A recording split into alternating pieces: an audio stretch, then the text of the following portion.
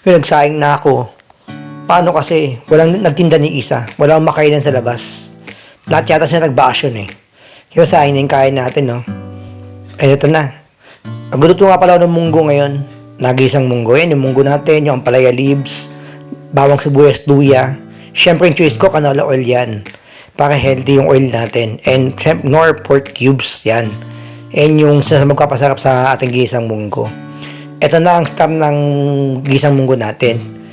Pata. And yung magpapasarap sa munggo natin.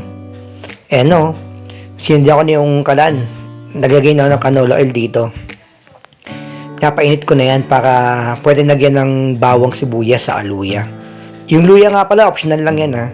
Kung gusto nyo. Pero sa choice ko kasi gusto ko na may luya. Nonot kasi yung nasa ng luya sa munggo eh. Kaya masasarap talaga siya pag may luya.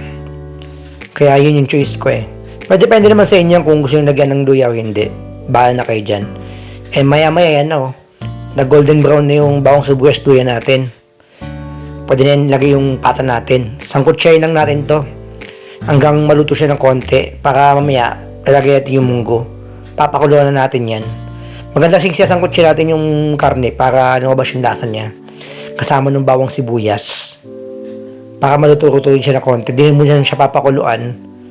Ano rin siya, gigisahin mo rin. Yan, nilagyan ko ng paminta. Yung paminta, optional lang yan kung gusto niya. Pero choice ko talaga may paminta para mas masarap yung munggo natin pag may paminta. Yan, pork cube din, nilagay ko ng pork cubes natin. Pero, depende na sa inyo yan kung gusto nyo ilagay. Siyempre, asin. Konti lang, baka masobrahan eh. May kasi masobrahan, papagabol. Eh, yung munggo cubes natin, oh. Yung munggo cubes pa natin, binabad ko na yan overnight. Kaya, malambot na yan. May kasi kung hindi siya bababad, matigas yan. Buti kayo 2 oras magpakulo dyan, magpalambot. Since overnight na nababad yung munggo natin, kaya malambot na yan. Madali na yung palambutin at taluin. Yan, sasangkutsa ko lang yung munggo kasama yung karne. Para mag-blend yung lasa niya. Yan na, yan yun. Nasangkutsa natin yan. Kaya yan, pwede lang lagyan ng tubig yan. Nahalo ko na ng mabuti. Yan na, lagyan niya natin ng tubig para maluto na yung munggo natin. Madurog na siya at makuluan na.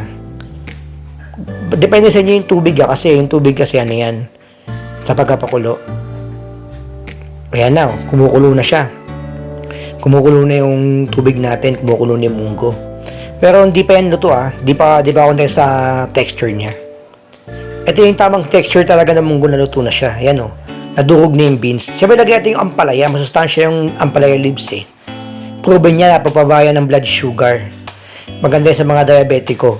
Talagang proven talaga siya ng science na nakababa ng blood sugar ang ampalaya leaves. Lalo na mismo ang ampalaya talaga. Masarap talaga yan eh. Sarap talaga yan. Yung favorite ko sa munggo. Yung ampalaya leaves talaga.